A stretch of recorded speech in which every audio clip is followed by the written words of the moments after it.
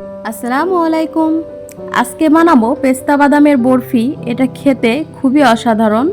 বাসায় পেস্তা বাদামের বরফি বানিয়ে খেলে যে এত মজা হয়, না বানিয়ে খেলে বুঝতে পারবেন না।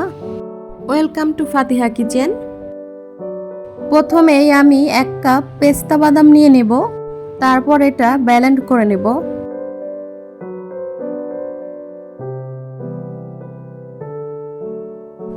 এই তো হয়ে গিয়েছে, একদম গুঁড়ো করে ব্লেন্ড করে নিয়েছি। 1 কাপ চিনি দিয়ে দেব, 1/4 কাপ পানি দিয়ে দেব। তারপর এটা কিছুক্ষণ ভালোভাবে জাল করে নেব। এটা একটা চিনির শিরা বানিয়ে নেব। যতক্ষণ পর্যন্ত চিনির শিরা না হয় ততক্ষণ মিডিয়াম হিটে জাল করে নেব।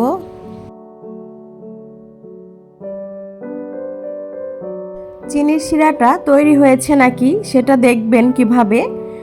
যখন দেখবেন শিরাটা একতার বিশিষ্ট হয়ে গিয়েছে, তখন বুঝবেন শিরাটা পারফেক্টভাবে তৈরি হয়ে গিয়েছে।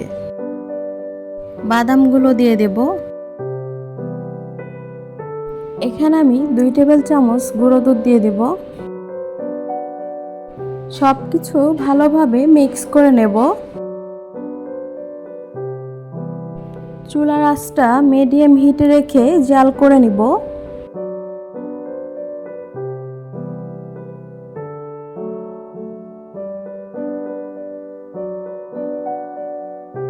মিক্স করা হয়ে গিয়েছে। এখন 1 পিঞ্চ এলাচি গুঁড়ো দিয়ে দেব।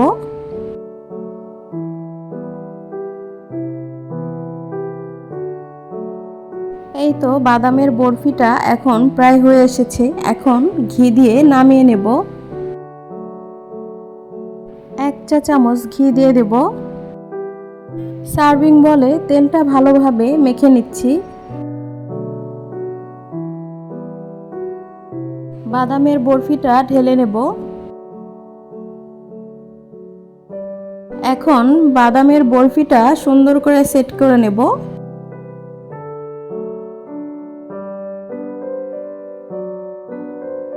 এখন কিছু বাদাম কুচি দিয়ে দেব।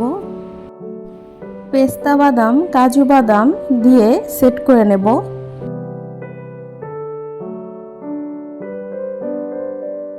এগুলো একটা চামচ দিয়ে চেপে চেপে সেট করে নেব। এখন বরফিটা আধা ঘন্টার জন্য ঠান্ডা হতে দেব। তারপর বরফিটা কেটে নেব। এটা খেতে খুবই মজা, বাসায় বানিয়ে ট্রাই করে দেখতে পারেন। এই তো কিছু বাদাম কুচি দিয়ে দিলাম, হয়ে গেল পেস্তা বাদামের বরফি। ভিডিওগুলো ভালো লাগলে সাবস্ক্রাইব করবেন।